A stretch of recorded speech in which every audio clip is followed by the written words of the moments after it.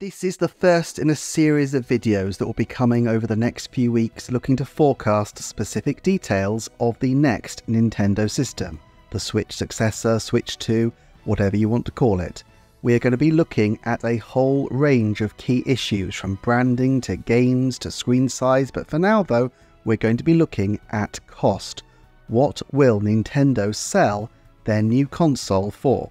Now, although I know there are various rumours floating around, these are usually tricky to verify and subject to change a lot, so I'm going to try and look at the broad context to give us a clue as to what we can expect to see. And I think the key here is actually going to be to look backwards. What have Nintendo's pricing strategies been historically? How do these strategies compare and contrast with other video game companies?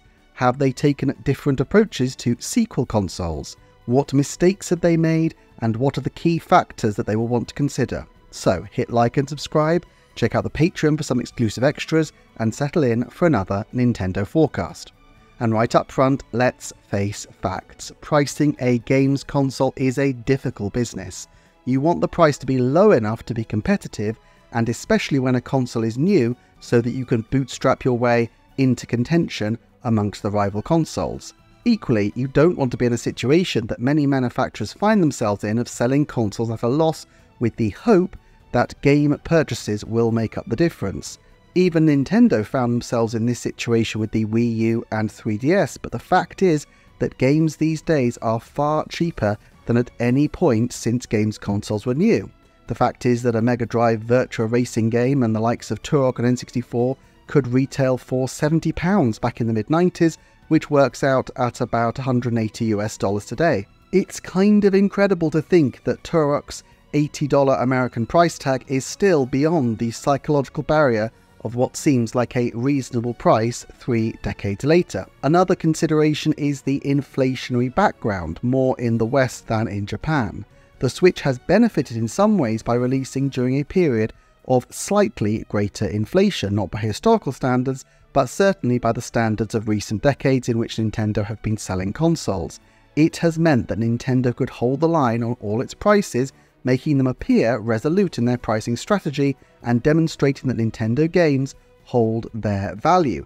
And yet, in effect, they have let the price of their system gradually but progressively drop year on year without the need to sully themselves with appeals to the market based on price. They could focus their appeal on quality instead. Dropping price is a tricky business. Sometimes it communicates only panic. The Sega Saturn launched in May of 1995 and dropped its price by $100 that October, something the Nintendo board may feel cut a little too close to home when they had to do a similar about turn after the 3DS released at a too high price point. On the other hand, Shuntaro Furukawa has always phrased discussions of price changes in investor meetings as not seeing the need to put the price of the system up, which I think very cleverly keeps on the table the possibility that yes, if there was a burst of inflation during the lifetime of a console, they may need to raise the price of that console. But the negative market reaction to this hardly bears thinking about. All the more reason to start with a price that can be sustained. Okay then, let's start with a nice chart. Here we have the US launch prices of the Nintendo consoles adjusted for inflation. The NES has the highest price point of all of them, but it had a unique situation in that at the time it had no real competition. Sega's Master System didn't reach American shores for another year, and the system had long been established in Japan. Progressively, these systems become less and less expensive at launch. 1996's N64 is a particularly interesting case in point. Nintendo, in a move that seems uncharacteristically macho for them, even in the laddish culture of the 90s, actually ran advertisements scaring off people buying PlayStations and Saturns and encouraging people to wait for the raw power of 64-bit gaming.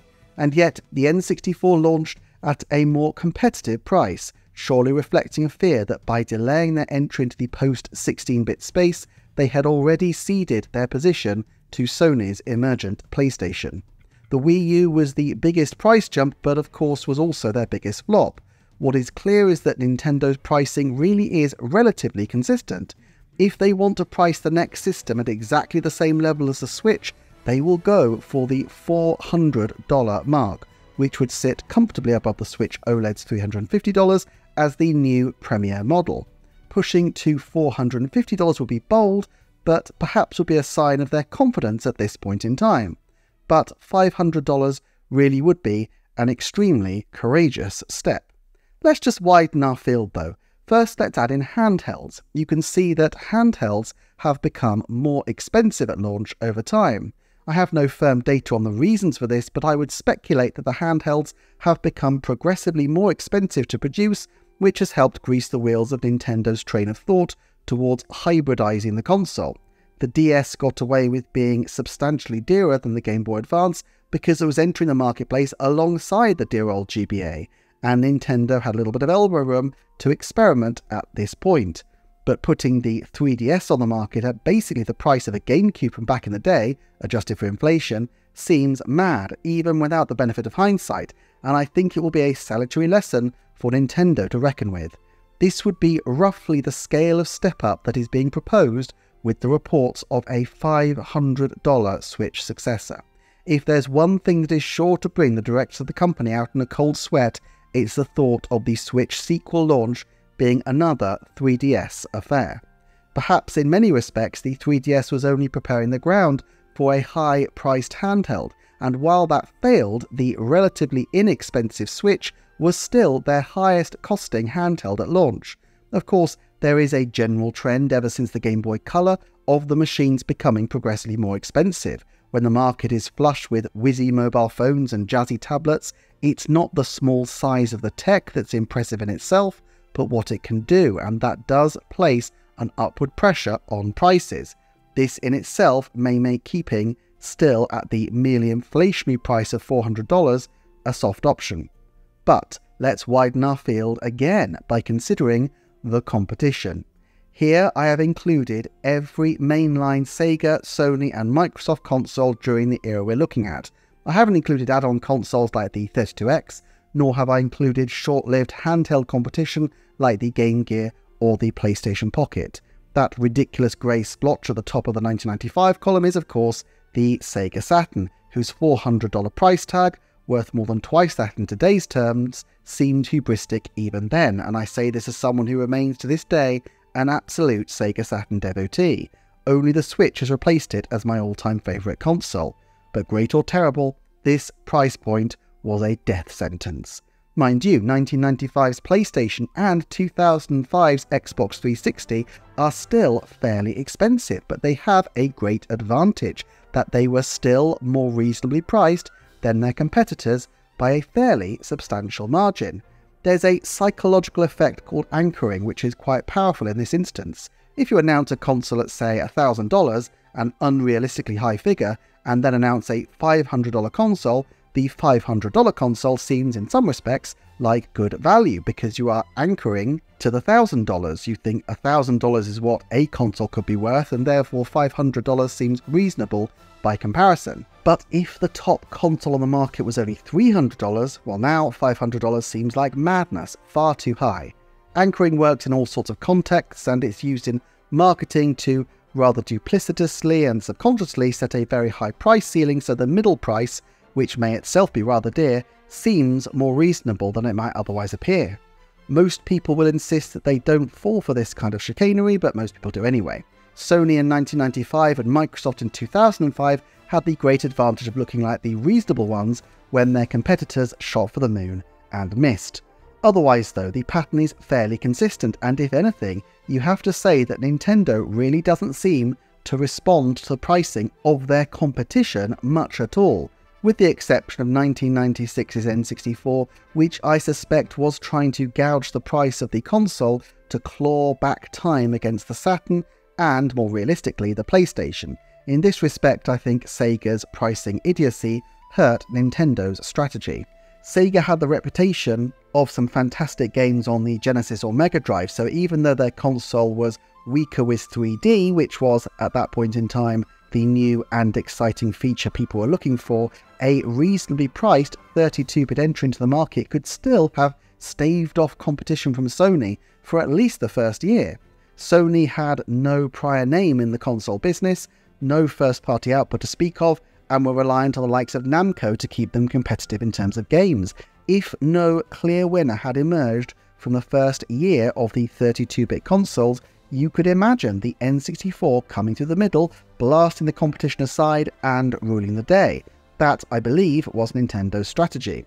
The fact that Sony was able to demolish the Saturn so comprehensively and so quickly was possibly something Nintendo did not foresee, and I suspect contributed to their curiously low price for the N64. If 1996 was a time they did pay attention to the competition, is 2024 another time where they need to be really on their mettle, especially as we look at those 3 grey dots of 2020 arranged like Space Invaders at the end of the graph?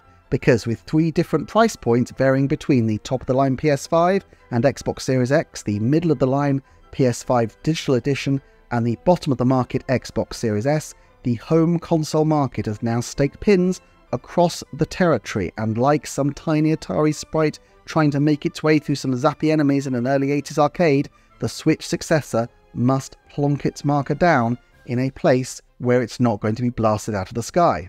Of course, Nintendo could respond in kind, whether through a secondary digital console or having an OLED and an LCD edition, or 2 different sizes perhaps, or maybe just by going the Wii U route and having different amount of storage on different versions of the console at launch.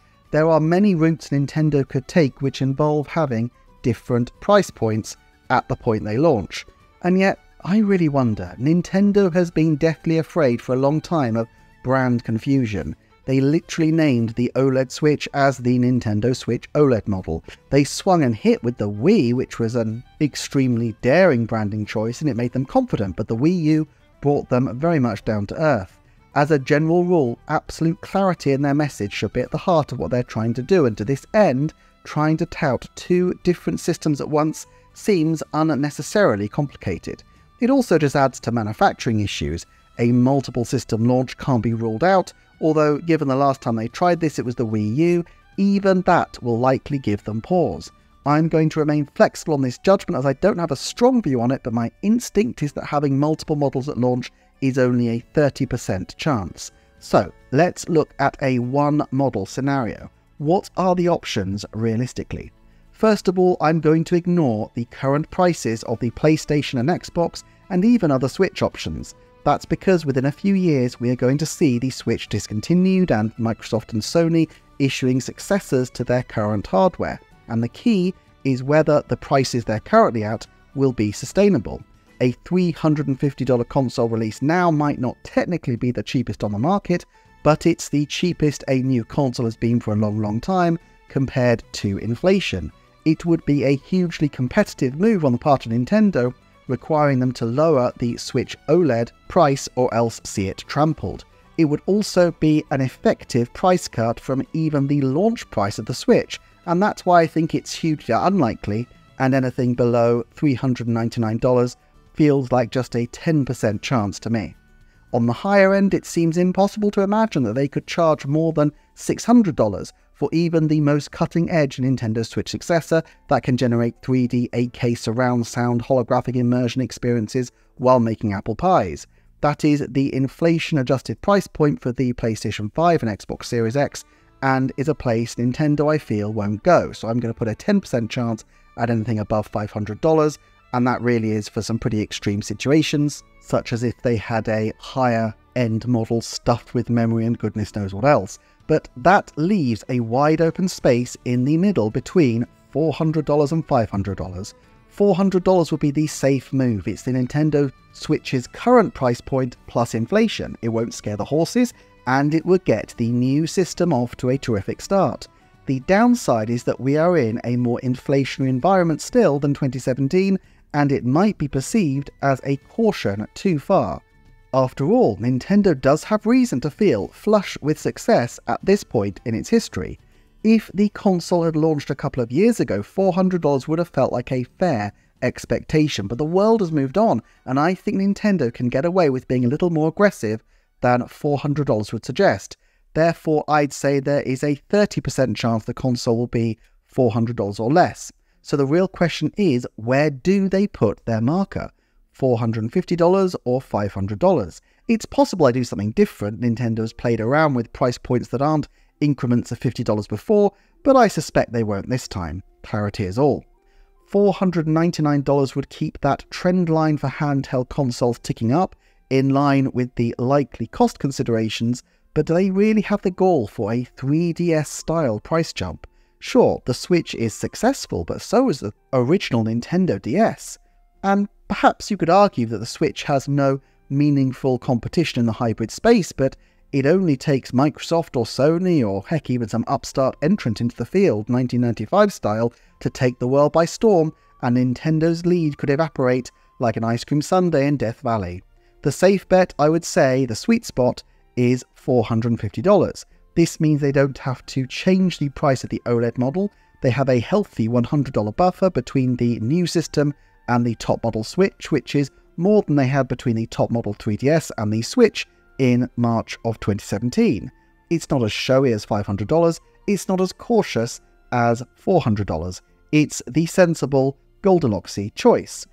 And yet, if Nintendo wants this thing on the market for potentially the next decade, if they really are ignoring the current local difficulty of their current rivals on the market, wouldn't flexibility be a boon for them?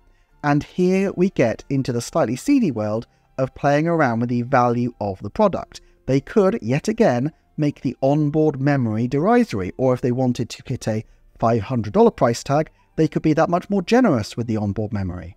They could do a games bundle.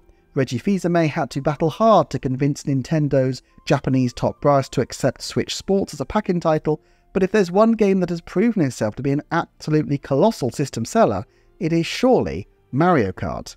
Assuming that game is worth $70 though, a Switch 2 and Mario Kart package would effectively cost the new Switch successor at $430. Hardly the territory Nintendo wants to be fishing in. Back to the drawing board then. They could pull out some accessories. Remember the bizarre decision not to bundle the 3DS XL with a charger. Maybe they could do a version that ditches the dock or that has only one controller, but that's tricky if the form factor is anything like the current Switch. Nevertheless, there is one sweetener that I think they could realistically add that would have around $50 worth of value, and that is a one-year membership to the Nintendo Switch online service. The glory of this is that it means that games like Mario Kart plus any other multiplayer offerings, of which there are bound to be at least some in the first year, including possibly really big ones like Splatoon and Smash Brothers, would be playable in full. It would be the equivalent of the early Switch, which offered online functionality for free. But on the thinking that it's far easier to retain a customer than to gain a new one, Nintendo would stand a good chance of retaining many of these customers for the longer term on their system.